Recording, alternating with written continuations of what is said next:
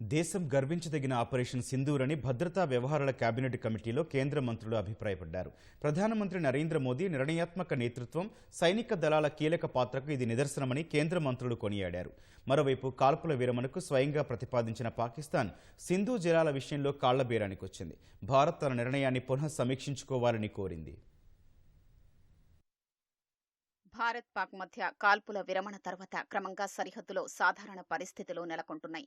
పంజాబ్, జమ్మూ కశ్మీర్లలో పాఠశాలలు తెరుచుకుంటున్నాయి. పంజాబ్లోని అమృత్సర్, తరన్, పఠాన్కోట్, ఫజిల్కా, ఫిరోజ్పూర్లలోని పాఠశాలల్ని బుధవారం తెరిచారు. గుర్దాస్పూర్లో మంగళవారమే పాఠశాలలు తెరుచుకున్నాయి.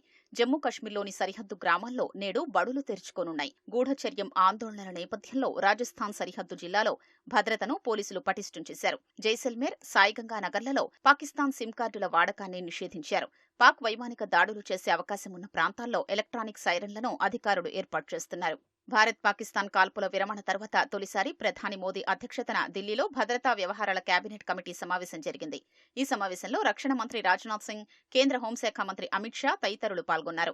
ఆపరేషన్ సింధూర్ తర్వాత పరిస్థితిని సమీక్షించారు. భారత్ సన్నద్దతపై చర్చించారు. ఈ సందర్భంగా మోదీ నిర్ణయాత్మక నేతృత్వాన్ని మంత్రులు ప్రశంసించారు. భారత్ గర్వించదగిన సందర్భానికి ఆపరేషన్ సింధూర్ ఒక ఉదాహరణని కొనియాడారు. అందులో వినియోగించిన సైన్స్, టెక్నాలజీ ద్వారా భారత్ సమర్థత ఏమిటో ప్రపంచానికి తెలిసిందని భేటీ అనంతరం కేంద్ర సమాచార ప్రసార మంత్రి అశ్విని వైష్ణవ్ తెలిపారు. देखिए, ऑपरेशन सिंदूर एक बहुत ही भारत की एक अस्मिता, भारत के हमारे आर्म्ड फोर्सेस का जो रोल रहा है और जो एक डिसाइसिव लीडरशिप रही है और एक जो नई डॉक्ट्रिन बनी है उसका एक बहुत बड़ा एग्जाम्पल है. वाकई ये देश के लिए एक सराहनीय चीज है.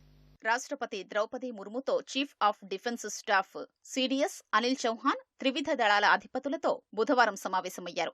పహల్గాం ఉగ్రదాడికి ప్రతీకారంగా భారత్ అమలు చేసిన ఆపరేషన్ సింధూర్ వివరాల్ని రాష్ట్రపతికి తెలియజేశారు. ఉగ్రవాదానికి వ్యతిరేకంగా త్రివిధ దళాలు పోరాడిన తీరును రాష్ట్రపతి ముర్ము అభినందించారు. ఈ భేటీకి సంబంధించిన ఫోటోల్ని రాష్ట్రపతి కార్యాలయం ఎక్స్ వేదికగా పంచుకుంది. మరోవైపు సింధు నదీ జలాల ఒప్పందం నిలిపివేత వల్ల జరిగే నష్టం ఏమిటో పాకిస్తాన్కు తెలిసొచ్చింది. మొన్నటి వరకు ఈ అంశంపై తీవ్ర స్వరంతో మాట్లాడిన దాయాది దేశం ఇప్పుడు ఆత్మరక్షణలో పడినట్లు తెలుస్తోంది.